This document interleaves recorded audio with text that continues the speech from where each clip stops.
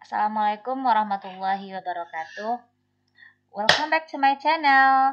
Baiklah teman-teman Pajuan Centang Biru, kali ini saya akan berbagi tentang ujian komprehensif PBG 2021 yang merupakan salah satu bentuk evaluasi pendidikan PPG dalam jabatan yang terdiri dari dua bagian utama, yakni pendalaman rancangan pembelajaran dan pendalaman konten.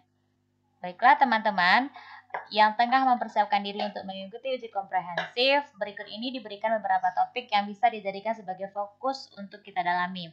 Yang pertama yang harus kita dalami adalah pemahaman tentang teori belajar. Yang seperti kita ketahui, teori belajar itu ada 4. Yang pertama adalah teori belajar kognitif, teori belajar behavioristik, konstruktivistik, humanistik, dan lain sebagainya. Kemudian pemahaman karakteristik peserta didik pada abad 21. Yang ketiga adalah keterampilan berpikir tingkat tinggi dan pengetahuan TIPEK dalam praktek pembelajaran dan pengukurannya. Yang keempat, pembelajaran inovatif yang disarankan digunakan dalam pembelajaran abad 21 seperti problem-based learning atau project-based learning, blended learning, dan lain sebagainya. Yang kelima adalah cara menyusun instrumen berdasarkan level berpikir, dimensi pengetahuan dan proses kognitif dari taksonomi Bloom atau referensi Anderson. Biasanya kita di sini diminta untuk menggunakan HOTS ataupun Higher Order Thinking. HOTS ya, yang dari C4 sampai ke yang C6. Yang keenam adalah pengetahuan konten ataupun kedalaman dan keluasaan terkait perangkat yang telah dikembangkan. Baiklah teman-teman, di sini nanti akan ada 7 CPL ataupun 7 capaian pembelajaran lulusan yang berkaitan dengan hal-hal yang akan ditanyakan oleh penguji kita.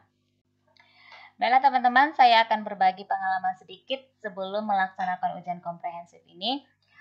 Kita nanti akan diberikan link oleh dosen, yang mana nanti dosen penguji kita ada 2 orang, yang nantinya kita akan diuji selama 1 jam pembelajaran ataupun 50 menit. Kemudian setelah itu kita diminta untuk menunggu di ruang tunggu sebelum nama kita terpanggil. Karena mereka sudah menentukan jadwal pelaksanaan ujian komprehensif ini.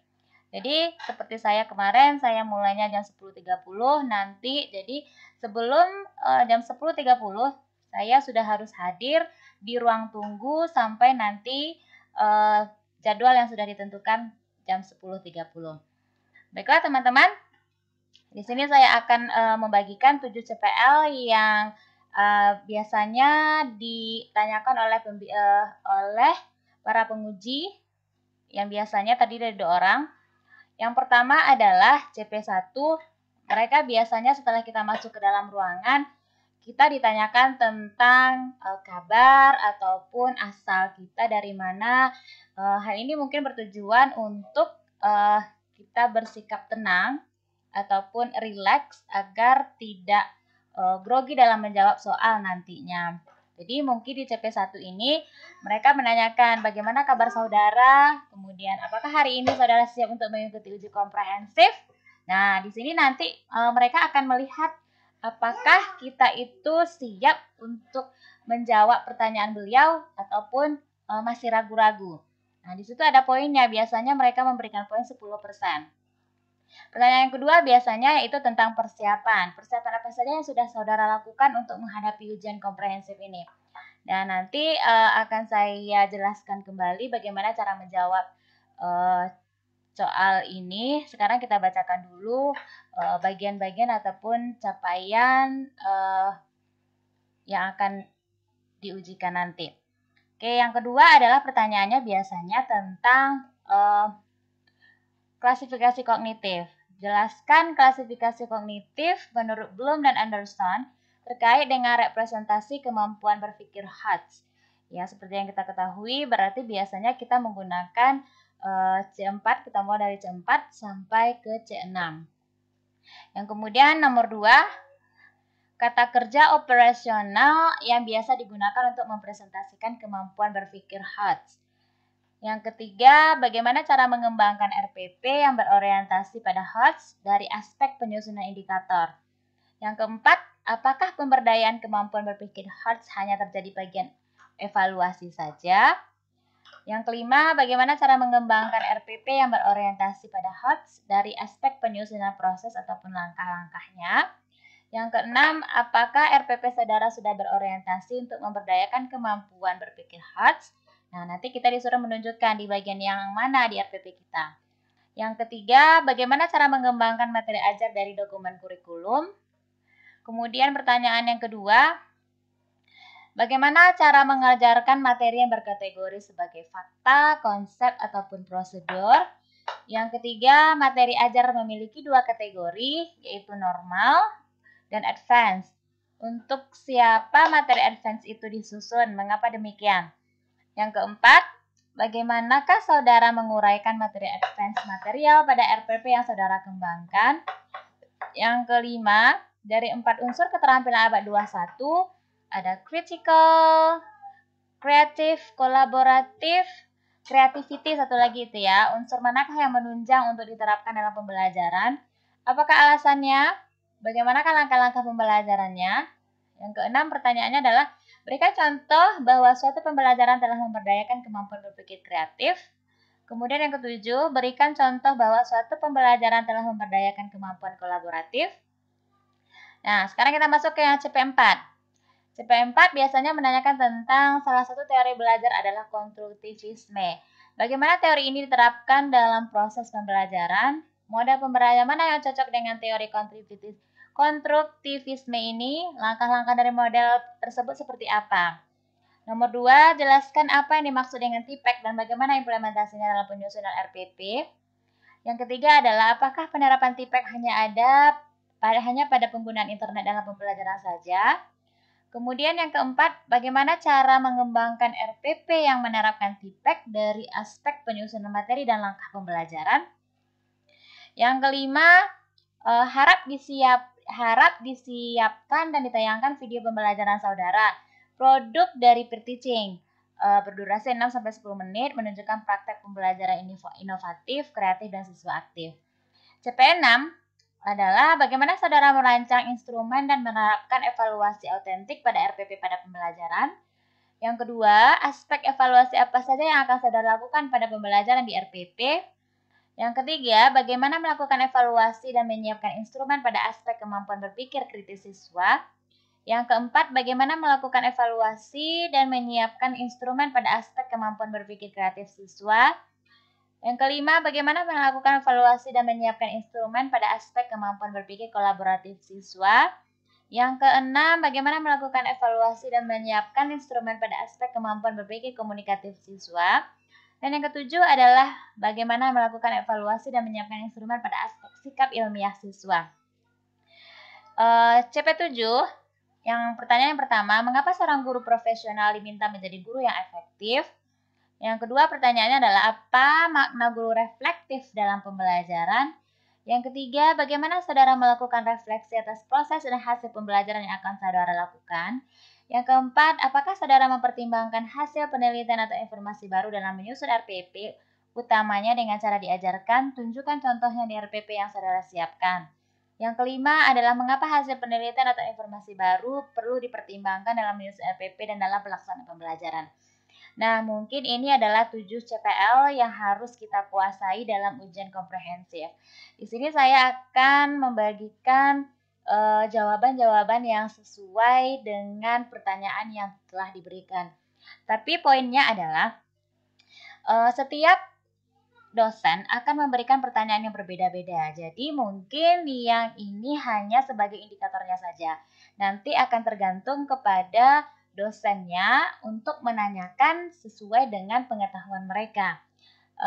Yang penting adalah kita harus tenang, kemudian harus menjawab dengan lugas dan menjawab dengan mantap. Maksudnya tidak terbata-bata. Karena kalau misalnya kita terbata-bata mungkin nanti dosennya akan ragu dengan jawaban yang kita berikan.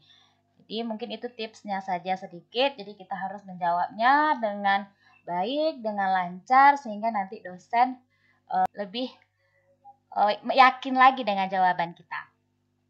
Baiklah teman-teman, di sini sedikit saya share beberapa jawaban yang mungkin bisa mewakili dari pertanyaan yang sudah kita kita bahas tadi.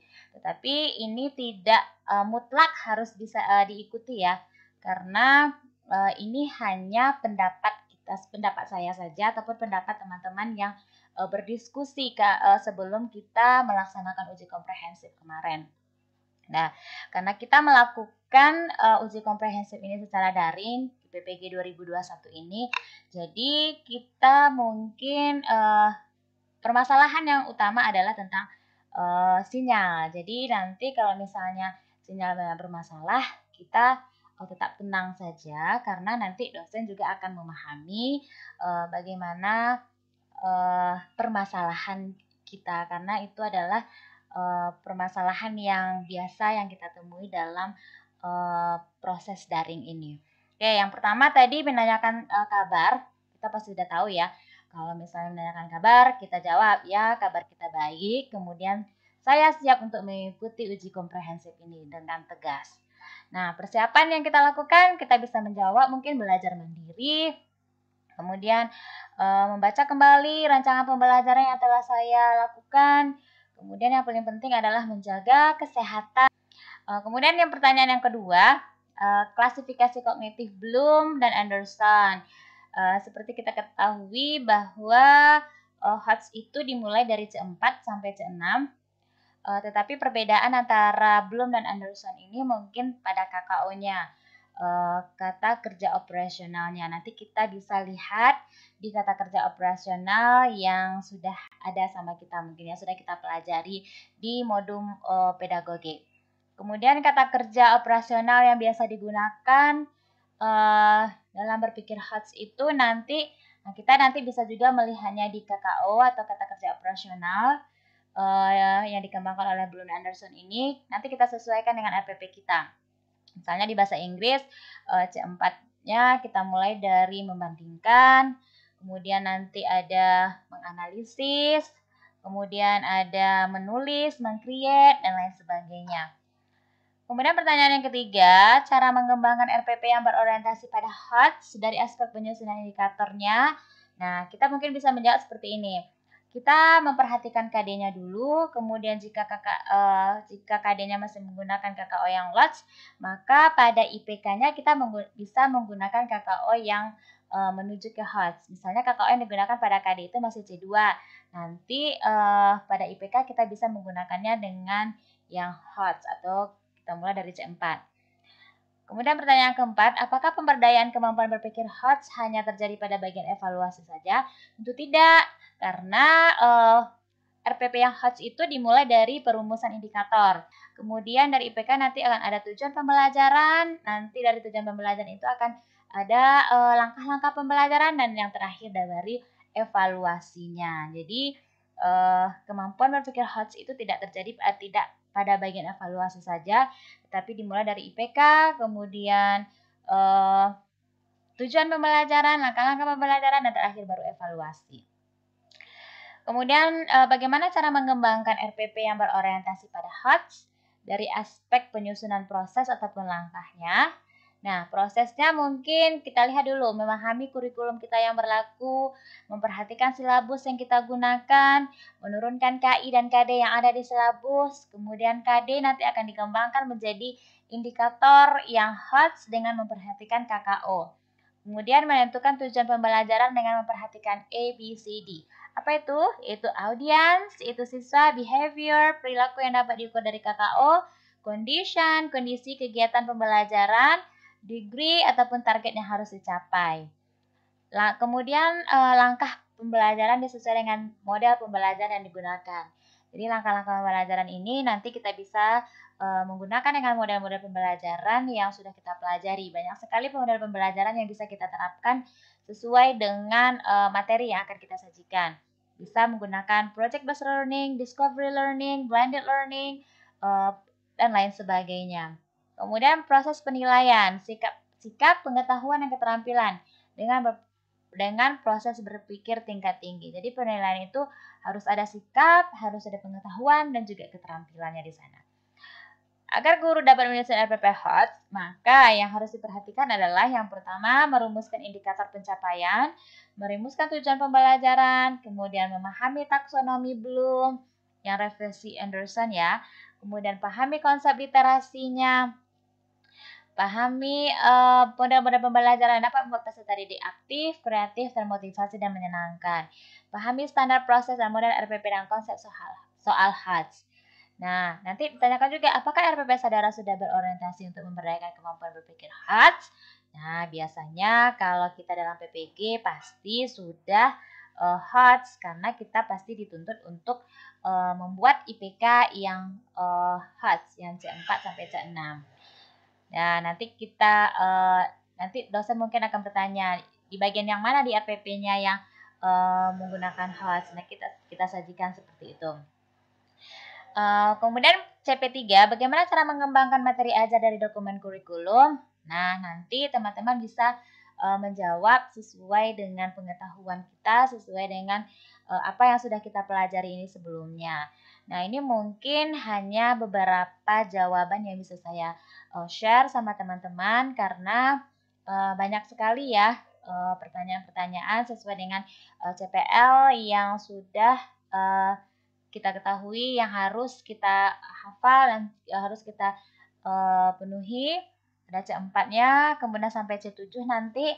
Dan jadi intinya adalah teman-teman itu harus menguasai RPP yang kita sajikan.